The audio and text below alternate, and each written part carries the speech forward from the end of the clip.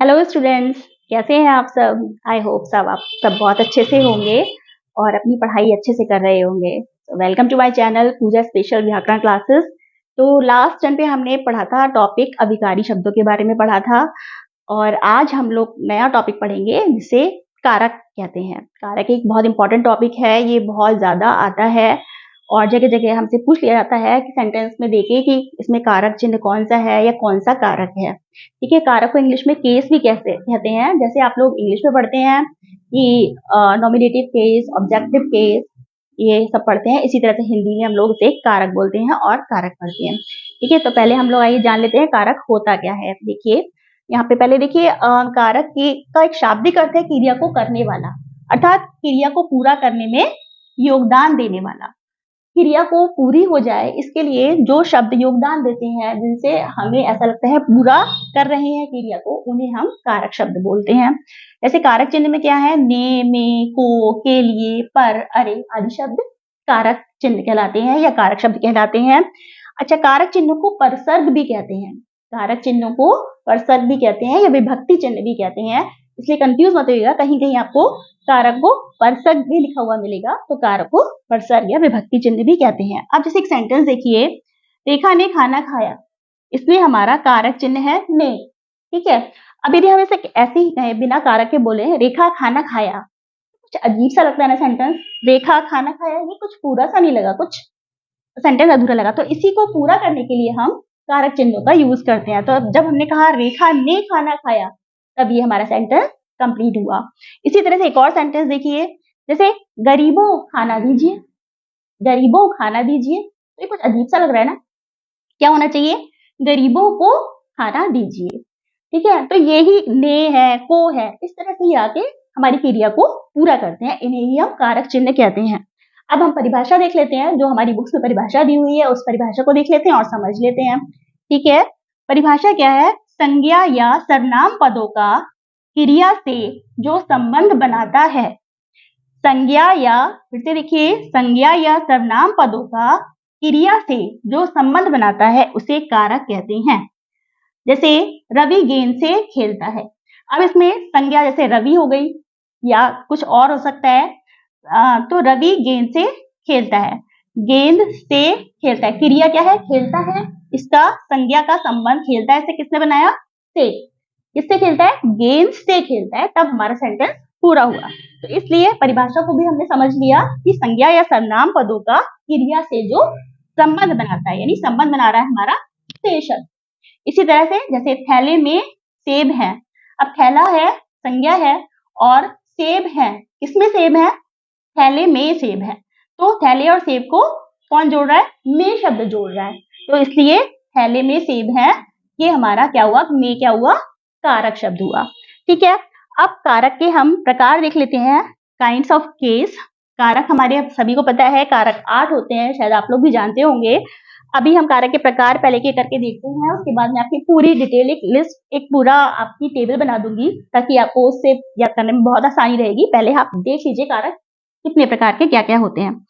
एक होता है, सबसे पहला होता है कर्ता कारक, जिसका आपका पहचानने का चिन्ह है ने। फिर कर्म कारक, इसका चिन्ह है, विभक्ति चिन्ह है को। करण कारक, इसका विभक्ति चिन्ह से या द्वारा के सेंस में आता है। संप्रदान कारक के लिए, इसका चिन्ह है अपादान कारक, इसका है से या अलग होने का भाव जब आता है तो ये अपादान कारक होता है। संबंध कारक, संबंध कारक में का, की, के, रा, री, रे आदि शब्दों का यूज होता है। फिर अधिकरण कारक है, जिसका चिन्ह है में या पर, इनसे हम पहचान करते हैं। संबोधन, फिर एक और लास्ट आता है संबोधन, जैसे हे, अरे वगैरह शब्द आते हैं, तो ये हमारा संबोधन कारक होता है। तो ये कारक के 8 प्रकार हैं। अब हमको एक एक करके डिटेल में पढ़ेंगे और इसकी टेबल भी देखेंगे। तो देखते हैं, सारे कारकों को देखते हैं। इसके लिए मैंने आपके लिए पहले से ही एक कारक की तालिका या टेबल बना दी है, इसको आप अच्छे से नोट कर लीजिए, चाहे आप इसका स्क्रीनशॉट ले लीजिए। इसके बाद हम लोग इसको एक एक करके पूरा समझेंगे। पहले थोड़ा सा हम इसकी टेबल देख लेते हैं। पहला होता है कर्ता कारक, जिसका है विभक्ति चिन्ह ने, और इसकी पहचान के लिए कुछ क्वेश्चन वर्ड्स दिए हैं। जब सेंटेंस में आपसे पूछा जाएगा कि ये कौन सा कारक है, तो आप इसमें कुछ क्वेश्चन वर्ड्स करेंगे और उससे पहचान लेंगे कि ये कौन सा कारक है। जैसे इसकी पहचान के लिए 2 वर्ड्स हैं, कौन या किसने। जैसे कि एक सेंटेंस ले लेते हैं कि सीता ने खाना बनाया, तो हमने पूछा किसने, किसने खाना बनाया, तो आंसर आया सीता ने। तो हमारा ये साफ साफ कर्ता कारक हो गया। इसी तरह से नेक्स्ट है कर्म कारक। कर्म कारक की पहचान का विभक्ति चिन्ह है को। इसका पहचान के लिए है क्या, क्या और किसको। यदि हम ये क्वेश्चन करेंगे तो हमें जो आंसर मिलेगा वो कर्म कारक होगा। ठीक है, अभी हम इसको पूरा डिटेल में समझेंगे। जैसे आप एग्जाम्पल ले सकते हैं कि वह रमेश के साथ गया, या सीता क्या पकाती है, तो सीता खाना पकाती है, या जो भी आप लिखना चाहें। ठीक है, तो ये इसका पहचान हो गया को, और ये शब्द हो गए। नेक्स्ट है थर्ड है करण कारक, जो है से, जिसका विभक्ति चिन्ह है से। यहाँ पे से इस सेंस में आता है, के द्वारा के सेंस में आता है। जैसे इसका पहचान है किससे या किसके द्वारा। जैसे आपने कहा कि रीना सब्जी चाकू से सब्जी काटती है, तो रीना किससे सब्जी काटती है, चाकू से। तो हमें किसके द्वारा, वह ट्रेन से मुंबई गया, तो किससे मुंबई गया, ट्रेन से, ट्रेन के द्वारा। तो यहाँ पे करण कारक द्वारा के सेंस में आता है। नेक्स्ट है संप्रदान कारक। संप्रदान कारक का विभक्ति चिन्ह है के लिए या और को। यहाँ पे भी को भी आता है, पर इसका सेंस के लिए होता है। इसका हम क्वेश्चन करने पर हमें क्या मिलेगा, किसके लिए या किसको। इन वर्ड्स की पहचान है। ठीक है, वो किसके लिए, क्या नेताजी ने कंबल बांटे, तो नेताजी ने किसके लिए कंबल बांटे, नेताजी ने गरीबों को कंबल बांटे। तो यहाँ पर किसके लिए का हमें आंसर मिल जाएगा, तो वहां पर हमारा संप्रदान कारक होगा। नेक्स्ट है अपादान कारक। अपादान कारक का भी विभक्ति चिन्ह से है। अब यहाँ भी से है, यहाँ भी से है, पर यहाँ से जो अपादान में जो से आता है वो अलग होने के भाव से आता है, और क्वेश्चन वर्ड होते हैं कहाँ से या किससे। जैसे एग्जाम्पल है पेड़ से पत्ते गिरे, तो कहाँ से पत्ते गिरे, पेड़ से गिरे। ठीक है, पेड़ से गिरकर अलग हो गए, पेड़ अलग वहां पे है, पत्ते गिरकर अलग हो गए, तो वहां पर हमारा अपादान कारक होगा। नेक्स्ट है संबंध कारक। संबंध कारक में का, की, के, रा, री, रे, ये सारे वर्ड्स आते हैं, जहाँ पे जैसे वह तुम्हारा भाई है, या आप कुछ भी वर्ड ले सकते हैं। तो इसके पहचान के शब्द हैं किसका, किसकी, किसके। तो आपने क्वेश्चन किया वह किसका भाई है, वह राम का भाई है। लक्ष्मण किसके भाई थे, लक्ष्मण राम के भाई थे। तो ये संबंध बता रहे हैं, इसलिए यहाँ पे संबंध कारक हो जाएगा। फिर अधिकरण। अधिकरण का मतलब होता है इसके पहचान, इसका विभक्ति चिन्ह है में और पर, क्रिया का आधार बताता है। अधिकरण कारक क्या बताता है हमें, क्रिया का आधार बताता है। क्रिया किस जगह पे हुई, क्रिया का आधार क्या है, कहाँ पर हुई क्रिया। ठीक है, इसमें क्वेश्चन वर्ड्स हैं किस में, किस पर, कहाँ पर। जैसे एक आप एग्जाम्पल ले सकते हैं, कप मेज पर रखा है, तो हमने कहा किस पर, हमें किस पर का आंसर मिल जाएगा, कप किस पर रखा है, मेज पर। या थैले में सेब है, किसमें सेब है, थैले में। तो ये हमें अधिकरण कारक यहाँ पर होगा। और संबोधन कारक। संबोधन कारक तो आप जानते ही हैं, जैसे हम किसी को भी संबोधन करते हैं ना, किसी को हम बुलाते हैं, जैसे अरे, हे या ओ, इस तरह से हम बुलाते हैं। तो इसका कोई पहचान का चिन्ह नहीं है, आप इसे ऐसे समझ लेंगे, और इसमें हमेशा ये अपॉस्ट्रोफी, ये संबंध बोधक चिन्ह लगा होता है, तो आप इससे आराम से पहचान लेंगे कि ये हमारा संबोधन कारक है। अब कुछ कारक में जैसे से यहाँ भी आया, से यहाँ भी आया, तो करण और अपादान में क्या अंतर है। और इसी तरह से को यहाँ भी आ रहा है और को कर्म कारक में भी आ रहा है, तो कर्म कारक और संप्रदान कारक में क्या अंतर है, कैसे पहचानेंगे हम। अब हम एक एक करके सारे कारक को डिटेल में पढ़ेंगे थोड़ा सा। चलिए अब एक एक कारक को हम लोग डिटेल में देख लेते हैं। पहला है कर्ता कारक। इसे इंग्लिश में हम नॉमिनेटिव केस बोलते हैं, कि कर्ता यानी सब्जेक्ट या नॉमिनेट जो करता है वही हमारा कर्ता कारक होता है। कर्ता कारक क्या होता है, क्रिया करने वाला कर्ता कारक कहलाता है, जो क्रिया को करता है। जैसे राधा ने कहानी सुनाई, तो किसने कहानी सुनाई, राधा ने कहानी सुनाई, इसका विभक्ति चिन्ह ने है। और कभी कभी देखिए ये लोग ये चीज विभक्ति चिन्ह के साथ भी आते हैं, और कभी कभी विभक्ति चिन्ह के बिना भी सेंटेंस आता है, जे प्रसक्त रहित बोलते हैं, तो भी हमें क्या करना है, उसमें ये पहचान के लिए मैंने आपके इसलिए 2 वर्ड्स बताए हैं, इसको प्रश्न करके देख लेना है कौन या किसने। इससे हमारा बिल्कुल हमें क्लियर सेंटेंस एकदम क्लियर हो जाएगा कि कौन सा वहां पर कारक है। ठीक है, तो देखिए पहला है राधा ने कहानी सुनाई, ठीक है, ने पर सर गया, अब रोहन जाता है, इसमें हमारा कोई विभक्ति चिन्ह नहीं दिया है, परसर्ग रहित है ये, तो आप कैसे पहचानेंगे? अब हम इसमें क्वेश्चन करेंगे कि किसने कहानी सुनाई? राधा ने। ये तो हमें पता लग गया, ने हमारा विभक्ति चिन्ह इसमें दिया है तो हम समझ लेंगे कि ये हमारा कर्ता कारक है। बट यहाँ पर रोहन जाता है, इसमें कोई चिन्ह नहीं दिया है, तो हम क्वेश्चन करके देखेंगे कौन जाता है? रोहन जाता है। तो हाँ, यहाँ पे यदि परसर्ग रहित भी है, यदि विभक्ति चिन्ह नहीं है, तो भी हम यहाँ पर पहचान लेंगे कि ये कर्ता कारक है। नेक्स्ट है कर्म कारक, जिसे आप ऑब्जेक्टिव केस भी कहते हैं। इसकी परिभाषा थोड़ा सा देख लेते हैं। वाक्य की क्रिया का फल जिस शब्द पर पड़ता है, वाक्य की क्रिया का फल जिस शब्द पर पड़ता है उसे हम कर्म कारक कहते हैं। ठीक है, इसका चिन्ह क्या है? को है, और इसके पहचान के वर्ड्स हैं क्या या किसको। ठीक है, अब एक एग्जाम्पल देखते हैं। माता जी ने खाना खाया। ठीक है, माता जी ने खाना खाया। अब देखिए इसमें परिभाषा के अकॉर्डिंग फल किस पर पड़ रहा है? खाया, क्रिया हमारी खाया है। क्या खाया? खाना खाया।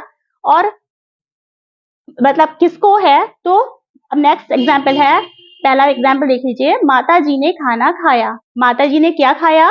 खाना खाया। ये ऑब्जेक्ट हो गया हमारा। फिर नेक्स्ट एग्जाम्पल है, पिताजी ने राम को बुलाया। ठीक है, परसर्ग रहित है, सहित है, इसमें दिया हुआ है यहाँ पर। और किसको प्रश्न करने पर क्या मिल रहा है? पिताजी ने किसको बुलाया? राम को बुलाया। तो यहाँ पर हमारा ये कर्म कारक हुआ। देखिए इसमें परसर्ग नहीं दिया है, माता जी ने खाना खाया। अब यहाँ पे को नहीं दिया, खाने को खाया ये नहीं दिया है, लेकिन ये क्या है हमारा? माता जी ने खाना खाया। क्या खाया? खाना खाया। तो हमें पता लग रहा है कि ऑब्जेक्ट के बारे में बात कर रहे हैं, इसलिए यहाँ पर कर्म कारक हुआ। ठीक है, वैसे आप कहेंगे माता जी ने, तो ये तो हमारा कर्ता कारक हो गया, लेकिन नहीं, यहाँ पर हमारा क्रिया का प्रभाव किस पर पड़ रहा है?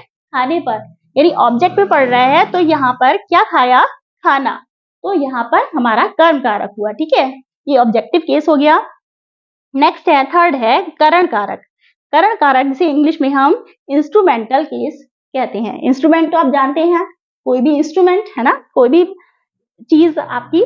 इसकी क्या परिभाषा है? क्रिया के करने के साधन को करण कहते हैं। क्रिया किसके द्वारा हुई? किस साधन के द्वारा हुई? यानी कि इंस्ट्रूमेंट साधन के बारे में हम कह रहे हैं।